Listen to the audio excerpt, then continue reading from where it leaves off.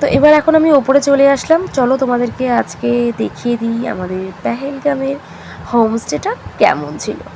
তো আমার তো ঢুকেই বেশ অসাধারণ একটা ভাইব লাগলো। তো এখানে একটা টেবিল দিয়েছে, এ পাশটায় একটা সোফা দিয়েছে, এ পাশে আছে ওয়াশরুম। আর আমার চোখ তো টানছে ওই দূরে, জাস্ট দেখো এখানে উইন্ডো থেকে এরকম পাহাড়, এপাশে সবুজে সবুজ, ওফ এই সব দেখে আর কি লাগে জাস্ট বলো।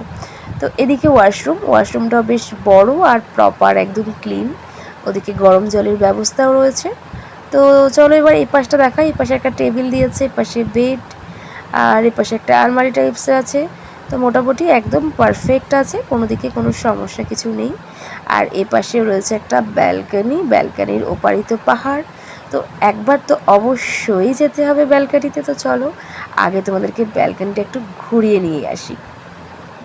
এই দেখো কি অসাধারণ এই পাশটা, ও বাবা দূরে পাহাড় চারিদিকটা সবুজ, এইরকম জায়গা থাকলে কি যে ভালো লাগে কি বলবো আর। তো ওই যে ওখানে আবার দেখো বাচ্চারা ওখানে খেলাও করছে, আর শুভরা তো অলরেডি নিচে নেমে গেছে, নিচে নেমে দিকে দেখছে, এদিকটা থেকেও খেলার আওয়াজ আসছিল। মানে প্রপার একটা গ্রাম, খুব খুব সুন্দর লেগেছে আমার এই পেহেলগাম।